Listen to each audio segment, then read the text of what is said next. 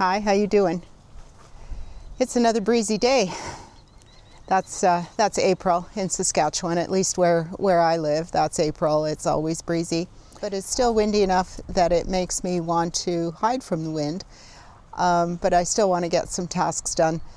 I thought I would clean up this flower bed along the west side of the garage, and that should keep me out of the wind for a while. I also want to prune back some dogwood, see what other trouble I can get into out here. There's lots of cleaning to be done and lots of pruning to be done. It's that time of year where every direction you turn, there's something to do. So I thought maybe you'd like to hang out for a while and keep me company. My name is Sharon. I garden on a large yard in a small town in east central Saskatchewan, Zone 3. Welcome to my Sask Garden. So most of what's in this flower bed is Asiatic lilies and bearded iris and the odd perennial. I did take out a whole bunch of daylilies that used to live in here. I took a bunch of those out last year. They were just getting a little bit too big for the area. And so a lot of this is just pulling or just a little bit of pruning. But for the most part, it's just pruning, and then I'll give it a little bit of a light raking after that, just to kind of get things aerated a bit. We're supposed to get some snow. You know, it depends on what forecast you read, but I have read up to 20 centimeters of wet snow. Perhaps it'll be rain. You know, we don't really know what it's going to amount to, but the east wind today, or the northeast wind, and sometimes it's southeast and sometimes it's south. I swear we get wind from every direction in the same day sometimes, but it's pretty much an east wind. When an east wind blows here, that usually means there's some sort of moisture coming, so we'll see if that holds true this time. Anyways, here we go. That extension cord is for the heater that runs into the greenhouse. These are lilies, and you can pull up lilies at this time of year without any fear of pulling up the bulb. But what you will pull up is they get these little bulbils, or these wee little bulbs, just like that attach to the ends of the stems on the top.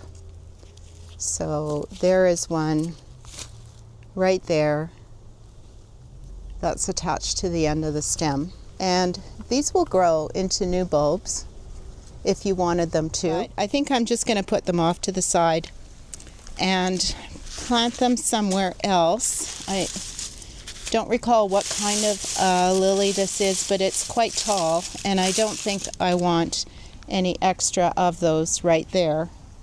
But I will do something with them. But you won't pull up the actual bulb that's down there. I've mentioned once before in another video that Asiatic lilies and Oriental lilies and these bulb lilies, they know what depth to put themselves, and they pull themselves down or they lift themselves up to the correct depth within the soil. They have that ability. There's a term for it. I always forget it. Andy's out in the backyard getting the leaves raked up as well. It'll be nice to get that done and get those leaves off and kind of fluff up that grass before that moisture does come.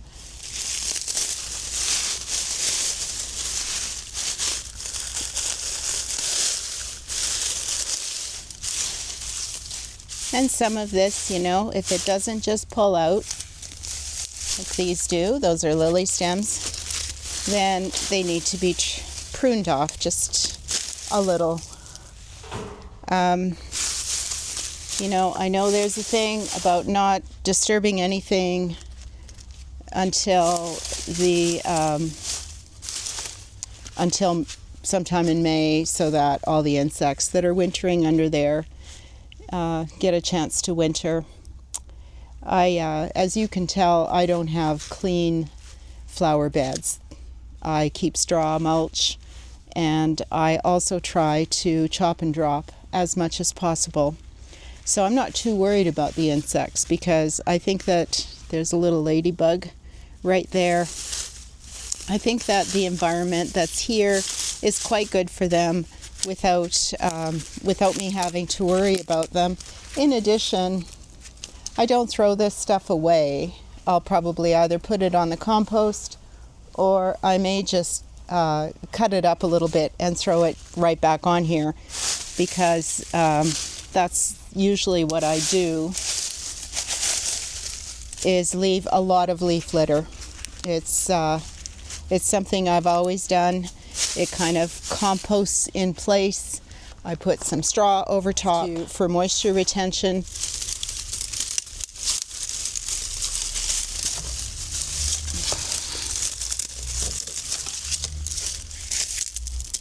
So something like that. This is a little thick, and my hands are a little weak, but something like that is easy to chop and drop. Just break it up into pieces and let it be. And by the time everything is up and growing, you won't really see any of that, what would, right now be considered a bit of a mess, I guess. Well, I think it doesn't look too bad once it's all kind of chopped down.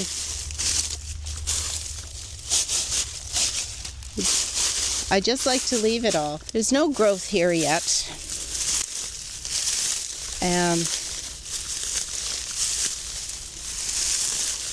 I think that most of the time when I'm cleaning, oh, there is some growth. There's daylily buds coming through. I think most of the time when I'm cleaning, there usually is growth already started. And I think it's neither here nor there. I think it does depend on if you clean off your flower beds completely to dry bare ground, then there may be some,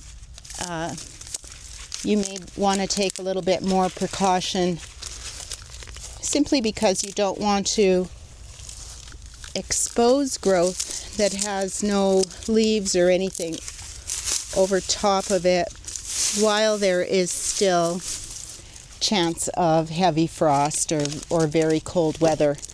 The snow that we're supposed to get won't hurt anything. It's not supposed to get that cold, and certainly for perennials, that won't have any effect on them whatsoever.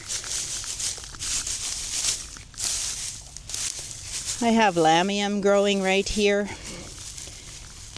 and I don't want it this time of year, before plants really get their roots in and get going. It's a good time of year to pull up what you don't want, what you might consider weedy. Lamium have pretty good root structures, root balls. They really do want to live.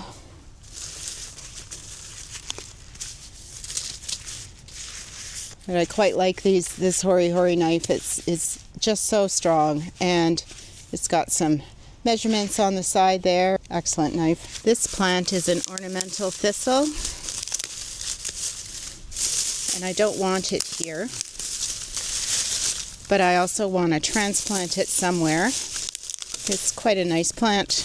It's just seeded out and started to grow here and became nice and big within no time at all.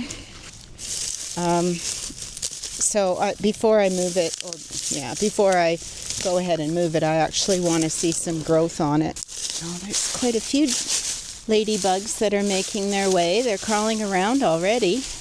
Last fall I just had oodles and oodles of ladybugs, so I expect to see just as many this spring, because oh my gosh, there was so many. This plant is a baby's breath.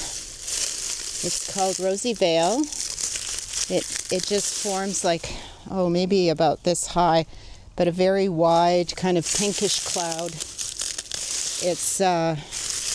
It's sterile. It doesn't produce any seeds. if it does produce seeds, they're not viable. I've never once found a seedling.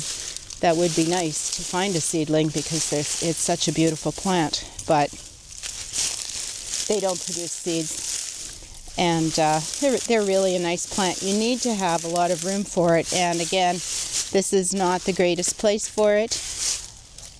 It used to be okay at one point when it was just set up a little bit differently. Not a great place for it now. And this plant is actually best moved because it has a taproot, I believe. It's best moved when it's still dormant and before growth actually starts. I leave all that foliage on it, particularly on this plant, because it helps for it to winter and trap snow and such. So, but I do see perhaps the start of some growth. Just some green little buds in there. So I think it's probably time to dig that one up and move it somewhere, because I do want to get it moved. These are bearded iris, and I don't clean them up in the fall or in the summer. I know a lot of people do. My soil is usually so dry that I don't really have to worry about any kind of disease issues or fungal issues. They usually do quite well for me. It appears to me that everything here has survived. I see growth on most of it. Iris, unlike lilies, won't pull out. The dead stuff doesn't pull out very well. It does require pruning back. And another reason that I don't do it in the fall or in the late summer is because this is how it's going to look anyway. So I would land up having to prune it back again at this time of year. So I just let the growth be until this time of year. It depends on how clean you want it to look, I guess. Whenever you have dead leaves, it's always good to cut them back if they're looking kind of messy and dead, even in the late summer or fall. But mine are usually not too bad. And you can see that I'm stepping and walking in here, so the sooner I get all this cleaned up, the better, because then I'm not stepping on things. And here's a whole bunch of lily stems, and they just come right out. These ones, not all lily stems, produce those little bulbils, or those little growths at the end of their stems that I was talking about earlier. They all don't, and those don't. So there's nothing there except dead stem.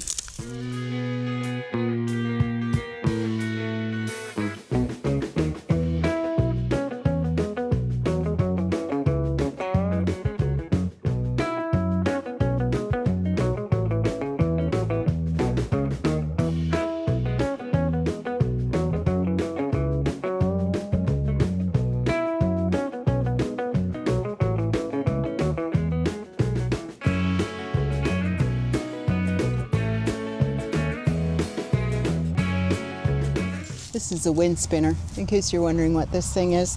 And we've just left it in the ground. It's definitely gone a little lopsided, so it's going to have to be straightened. But we take the actual thing that spins, we take it off for the winter. I think there's some caution when you buy them. I think there's some caution about not leaving it out in severe wind either. That wind is starting to pick up more, and now it's clouded over, so it's getting a little nasty. Maybe the snow is on its way.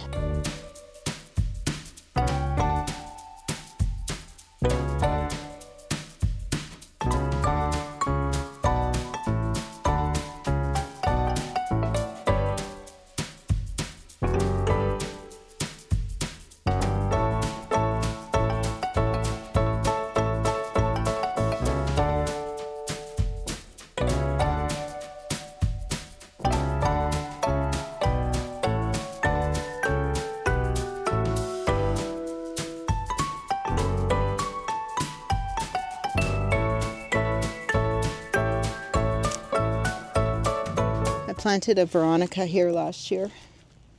It's called Purple Illusion. Magic Show Purple Illusion. It's a proven winter variety. And it says it's supposed to get to 16 to 18 inches tall. And its perennial zones 4 to 8. Evergreen, or it appears that it is just as good as evergreen because it has new growth as well as what appears to be some leaves from last year that are still they're alive. They're just a little more purple than the fresh green growth. In here I have another echinacea, and then I also have a big planting. I think it's this of Rudbeckia goldstem. The two go really nice together. I quite like the look. Last year anyway, I liked the look because one didn't overtake the other. One wasn't too tall. Or the powwow, this is powwow wildberry echinacea, and I quite like that one. It's got a nice flower, a nice color, nice size. And so far it's been doing good for me for wintering. This Rudbeckia goldstem also is doing well for me. I started this from seed a few years ago.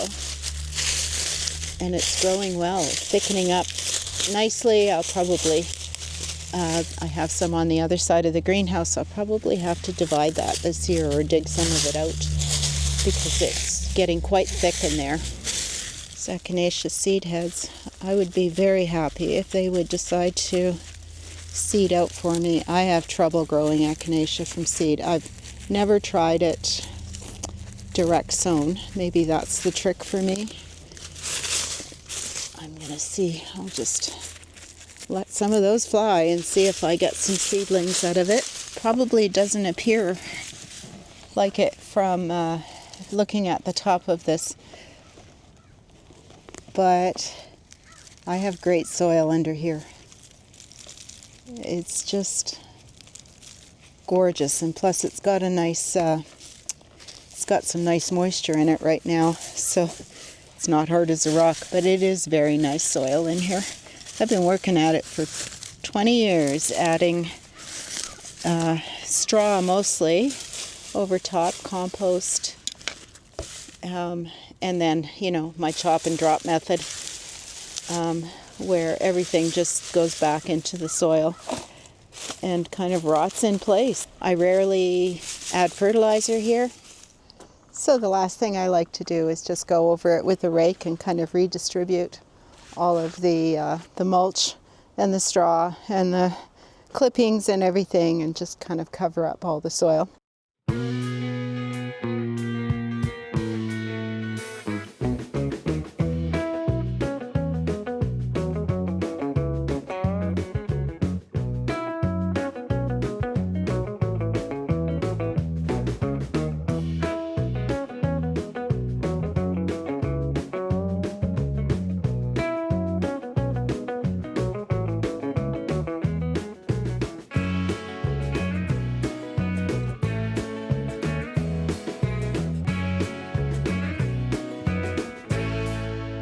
That bed is done.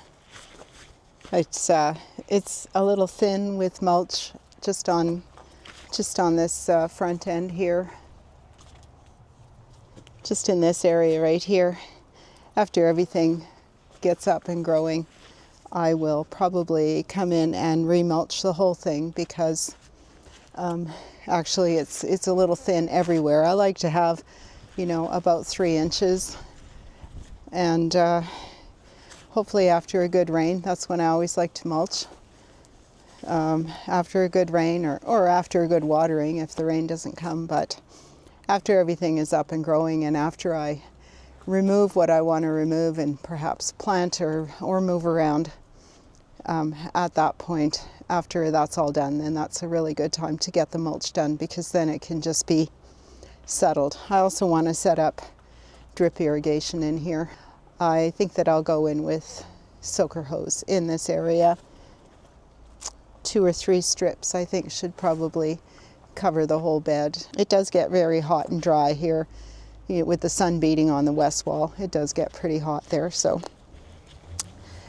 I think that's going to be it for me today. The wind has picked up The clouds have moved in, it's a little cooler, but I think I'm going to say that's enough for today, and I'll get to those dogwood sometime this week. There's quite a few things I need to prune. The dogwood, the golden elder in the back, I want to cut it right down before the growth starts because it needs a rejuvenation pruning, and so I'm going to cut it right back. As well as, yeah, I've got to tackle the lilacs alongside of here, and oh, you know, like I said earlier, all I have to do is go like this, in whichever direction I point myself, there's going to be a task there to do. So all in good time. Today was a good day. I got some done, and thanks very much for hanging out today. I hope you enjoyed it, but it's pretty satisfying to see something that looked like a total mess, and you know, I think it looks all right now. It's still got lots of stuff all over it, but that's the way I garden. I think that's good for the soil, so, and the bugs and whatever else wants to live in there and poke around in there, the birds maybe. And again, thanks for hanging out with me today. Thanks for watching. I hope you enjoyed it. If you did, give me the old thumbs up.